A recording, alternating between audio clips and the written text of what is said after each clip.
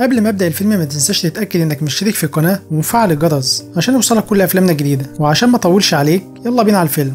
بيبدا الفيلم مع الدكتور سيباستيان كين دكتور الجينات، واللي كان بيعمل التجربه بتاعته على فار في المعمل، واللي اول ما يدخل القفص بتاعه فجاه بيمسكوا حيوان مختفي وبياكله. وبنعرف ان الدكتور كين هو اللي اخترع مصل معين بيقدر بيه انه يخفي الحيوانات، لكن لحد دلوقتي بيفشل انه يعكس التجربه عشان يرجعهم يظهروا تاني. وبقاله حوالي سنه بيحاول على التجربه وبيبقى مش قادر ينام من كتر التفكير. ولما بيقوم من المعمل بيراقب جارته كالعاده، وساعتها بيجيله فكره وبيقرر يجربها، وفعلا بينجح المره دي انه يعكس التجربه اخيرا. وبعدها على طول بيتصل بزميلته الدكتوره ليندا وبيبلغها ان هو نجح اخيرا يعكس التجربه، وبيطلب منها تبلغ زميلهم في المعمل اللي اسمه مات عشان يروحوا المعمل فورا. لكن مات بيكون معاها في البيت اساسا لانهم على علاقه مع بعض من ورا سيباستيان، لانه كان مرتبط بليندا في الماضي. وتاني يوم بيوصل سيباستيان المعمل واللي بيكون تحت الارض، وبيستخدم كلمه السر عشان ينزل بالاسانسير للمعمل. وبيكون مات وصل فعلا هناك، وبيقف قدام قفص الغوريلا اللي بيطبقوا عليها التجربه واللي بتبقى مختفيه، ومش بيقدر يشوفها غير من خلال النضاره الحراريه. وبعدها بيدخلها القفص التاني عشان يخدرها، ويبداوا يعكسوا التجربه عليها عشان تظهر تاني، لكنها بتجرحه في ايديه وبتطلع تهرب من القفص بتاعها. وبعدها بيحاول مات وسيباستيان ان هم يلاقوها بالنضاره، وبيقدر ان هو يخدرها بالمسدس عشان يمسكوها. لكن الدكتوره ساره زميلتهم بتكون متضايقه دايما من سيباستيان وطريقه تعامله مع الحيوانات، لكن سيباستيان بيقول لها ان مفيش وقت قدامهم للكلام ده ولازم ينجزوا التجربه باسرع وقت. وبنعرف ان سيباستيان اهم حاجه عنده شغله ومصلحته، ومش بيهمه اي حاجه غير نفسه. وبعد ما بيتجمعوا كلهم بيربطوا الغوريلا في السرير، وبيبداوا يدوها المصل اللي هيعكس التجربه ويخليها تظهر تاني. لكن اول ما تاخد المصل بيبدا يجي لها تشنجات غريبه وقلبها بيقف، وبيحاولوا ينقذوها باي طريقه. وفعلا بينجحوا في التجربه والغوريلا بتظهر تاني، وبيبقوا مبسوطين جدا بالنجاح ده. وبعدها بيرجعوا الغوريلا للقفص تاني، وبيقول لهم سيباستيان ان هم لازم يشرحوها عشان يتاكدوا ان المصل ملوش اي اضرار داخليه قبل ما يطبقوا التجربه على البشر. وبعدها بالليل بيحتفلوا كلهم سوا مع بعض. وتاني يوم سيباستيان ومات وليندا بيروحوا عشان يعرضوا نجاح التجربه بتاعتهم قدام لجنه من وزاره الدفاع واللي كانت بتمول المشروع كله، وبيبقى الدكتور جريمر مدير المشروع. لكن فجاه سيباستيان بيقول لهم في الاجتماع ان المصل لسه ما نجحش في عكس التجربه على الغوريلا، وانهم جايين الاجتماع عشان يطلبوا من الدكتور جريمر وقت زياده للتجربه. والدكتور جريمر بيقول لسيباستيان ان هو معجب بيه جدا وباسلوبه، وبيقول له لكن الامر مش بايده، وانه لو اتاخر اكتر من كده هيتم وقف المشروع والوزاره هتاخد منه كل الابحاث بتاعته. وبعدها بينهوا الاجتماع. ولما بيخرجوا بيتضايق مات وليندا من سيباستيان لانه ما قالش للجنه على الانجاز اللي عملوه. فبيقول لهم سيباستيان ان هم لو عرفوا ان التجربه نجحت وجاهزه للتطبيق على البشر كانوا هيسحبوا المشروع كله منهم وهياخدوا الابحاث كلها، وكان الفضل هيتنسب ساعتها للدكتور جريمر. وبيقول لهم ان هو عايز يجرب التجربه بنفسه على البشر عشان الفضل يتنسب ليهم، وبيطلب منهم يساعدوه عشان التجربه تنجح للنهايه. وبيقنعهم فعلا وبيوافقوا على كلامه، وبيتحركوا كلهم في اتجاه المعمل. وبعدها بيبلغ سيباستيان كل زمايله انه اخد الاذن من اللجنه عشان يطبقوا التجربه على البشر. وساعتها الدكتوره ساره بتكون مستغربه جدا ازاي قدر انه يقنعهم، فبيقول لهم ان هو اتطوع عشان يجرب التجربه على نفسه وهم وافقوا، وبيبقوا مستغربين جدا من كلامه. وتاني يوم بيجهز عشان التجربه، وبيقول لهم ان هو هيدي المصل لنفسه. لكن بعد ما بياخد المصل مش بيظهر عليه اي حاجه، وبيتضايق جدا لانه فكر ان التجربه فشلت.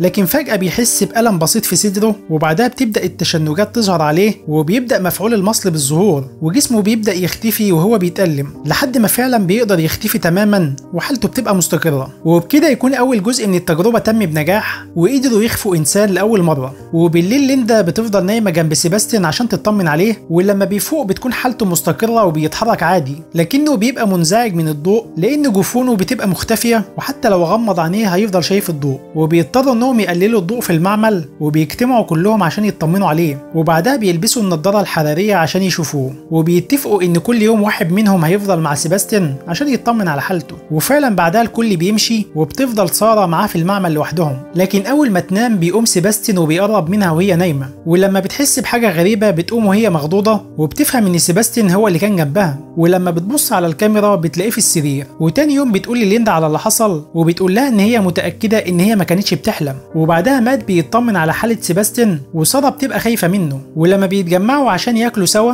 بيكون سيباستيان لوحده، وبيبقى الكل فرحان ان المشروع في النهايه هيكون في ايد وزاره الدفاع وبعيد عن ايد سيباستيان، لانهم عارفين ان هو شخص اناني ومريض وممكن يأذي اي حد عشان مصلحته. وبعد ما بيمشوا من الأوضة بنتفاجأ إن سيباستيان كان قاعد معاهم وسمع كل حاجة. وبالليل بيكون دور ليندا عشان تفضل مع سيباستيان وبتحاول تقضي الليل على التجارب بتاعتها، لكن فجأة بتلاقي مكان المشروب بتاعها اتغير لوحده، وبتفهم إن سيباستيان معاها وهو اللي بيحاول يخوفها، لكنه بيحاول يقرب منها وبيقول لها إن هما لازم يرجعوا لبعض تاني. فبتقول له إن هو لازم ما يفكرش في أي حاجة تانية غير التجربة، لأن بكرة أهم يوم بالنسبة له، وده اليوم اللي هياخد فيه المصل التاني عشان يعكسوا التجربة ويرجع يظهر تاني. وتاني يوم بيجهزوا عشان التجربة الأخيرة على سيباستيان، ومات بيديله المصل في دراعه، لكن سيباستيان بتكون حالته سيئة جدا لدرجة إن هو كان هيموت وبيقع على الأرض وبيفقد الوعي. وبعد ما بيظهر جزء من جسمه بيرجع يختفي تاني والتجربة بتفشل. وبالليل بتكون ليندا لسه معاه لحد ما فاق، وبتقول له إن التجربة بتاعته فشلت، وبتقول له إن هما مش عارفين هيقولوا للدكتور جريمر إيه، فبيقول لها محدش هيبلغه بأي حاجة لحد ما يلاقوا طريقة والتجربة تنجح ويرجع يظهر تاني. وبعدها بيقرروا إن هما يلبسوه قناع عشان يقدروا يشوفوه هو معاهم لحد ما يلاقوا حل للتجربة، لكن كل التجارب بتفشل. وسيباستيان بيبقى متضايق جدا لأن بقاله حوالي أسبوعين مختفي وهو مسجون الفترة دي كلها في المعمل، ولأنه بيكون زهقان جدا من الحبسة في المعمل بيقرر إن هو يخرج. ولما بيشوفوا واحد من زمايله بيحاول يمنعه من الخروج لكنه مش بيقدر يوقفه، وبيخرج سيباستيان وبيروح على الجراج عشان ياخد العربية بتاعته، وبينجح إن هو يعدي من الأمن بتاع المبنى. وبعدها بيبلغ زميله وباقي الفريق وبيقول لهم إن سيباستيان خرج.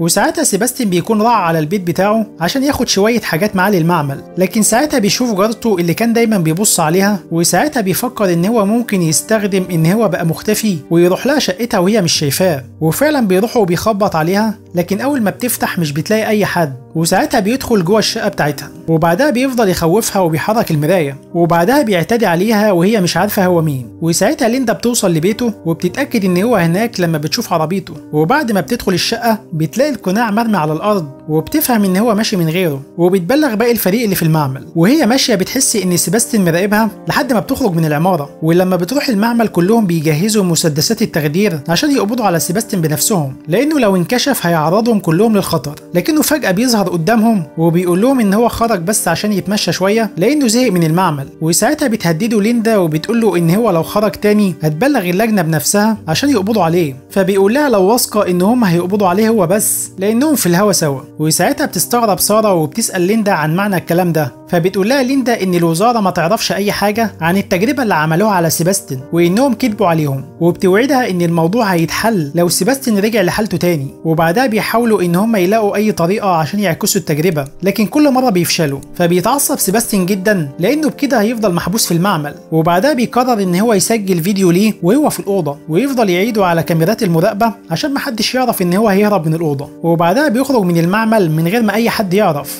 وبيروح بعدها البيت ليندا وبيراقبها وبيعرف ان هي على علاقة مع زميله مات. وساعتها بيتضايق جدا وبيتعصب وبيكسر الازاز بتاع شباكها وبيهرب. ولما بيشكوا ان سيباستيان هو اللي عمل كده بيتصلوا بالمعمل عشان يتاكدوا لو كان لسه موجود هناك. وبعد ما بيرجع بيكون متعصب جدا بعد ما شاف ليندا ومات مع بعض. وساعتها بيشوف كلب في المعمل بينبح وعامل له ازعاج، فبيمسكوا سيباستيان وبيضربه وبيقتله. وتاني يوم ساره بتلاقي الكلب ميت، ولما بتروح تسال سيباستيان على اللي حصل بيقول لها ان هو ما شافش اي حاجه وكان نايم. ولما بتروح تقول لزمايلها بيراجعوا شريط الكاميرات وبيتاكدوا ان هو فعلا كان نايم. وبالليل بتكون ليندا في البيت وفجاه بتحس بحركه غريبه حواليها، وبتشك ان سيباستيان هو اللي معاها في البيت وبيراقبها. ولما بتمسك ملايه وبترميها قدامها بتلاقي سيباستيان تحتها، لكن فجاه بيختفي تاني. وبعدها بتروح المعمل وبتتفاجئ ان هو لسه هناك ونايم. ولما بتروح للسرير عشان تتاكد مش بتلاقيه، وبتفهم ان هو قدر يلعب في الكاميرات وضحك عليهم كلهم. وبعدها الفريق كله بيتجمع في المعمل وبيقرروا كلهم ان هم يروحوا بكره للوزاره ويبلغوا عن سيباستيان،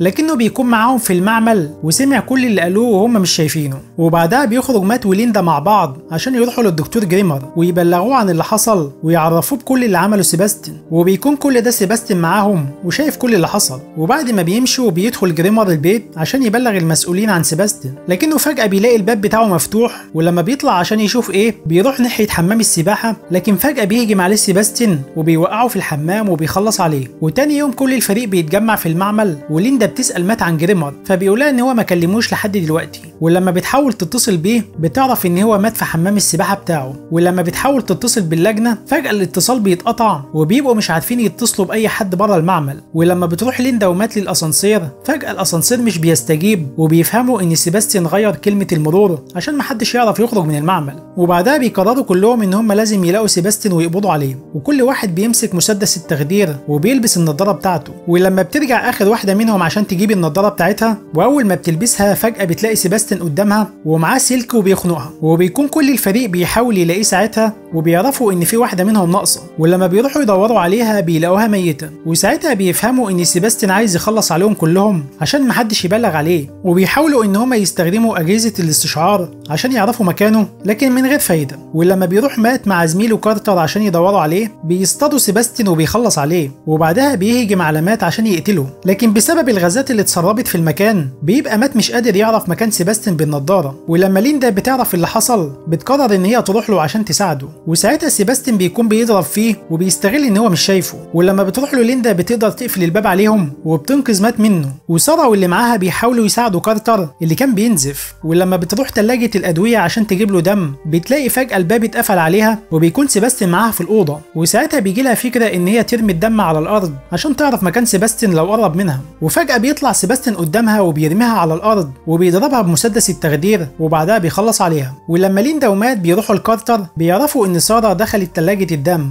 واول ما بيدخلوا بيلاقوها ميته. وفجاه بيظهر سيباستيان وبيضرب مات في بطنه بحديده وبيقفل عليهم باب التلاجة عشان يموتوا جواها، وبيروح بعدها عشان يظبط حاله وبعدها يخرج من المعمل للابد. وساعتها بتكون ليندا في التلاجة ومش قادره تخرج منها، وبيجي لها فكره ان هي ممكن تعمل مغناطيس قوي جدا وتفتح بيه قفل التلاجة، وفعلا بتنجح في كده وبتخرج هي ومات. وبعدها بتاخد انبوب لهب، واول ما تشوف سيباستيان خارج قدامها بتحرقه وبتولع فيه بالقناع اللي هو لابسه، وبيحاول ان هو يهرب منها جوه المعمل لحد ما بيختفي قدامها تاني. وساعتها ليندا بتخلي نظام الحريق يشتغل عشان الميه تنزل وتقدر تعرف مكانه، لكن فجاه بيظهر من وراها وبيضربها، وكان هيخلص عليها لكن مات بيجي وبيضربه، وبعدها بيقع على سلك كهرباء وبيتكهرب وبيقع على الارض. ومات بياخد ليندا وبيروحوا للاسانسير وبيطلعوا من السقف بتاعه لفوق قبل ما المعمل كله ينفجر، وبيفضلوا يطلعوا على سلم الاسانسير والمعمل كله بيتدمر تحتهم. وبسبب الانفجار الاسانسير بيطلع فوق بسرعه وهم بيحاولوا يتفادوه، لكن بعدها بينزل تاني عليهم وبيقف بسبب الفرامل في اخر لحظه قبل ما يموتهم. ولما بيكملوا طلوع عشان يخرجوا فجاه بيظهر سيباستيان تاني وبيمسك ليندا، وبيبقى جسمه ولحمه باين بسبب الحروق وبسبب الكهرباء. وبعدها بيقفوا هما الاتنين على الاسانسير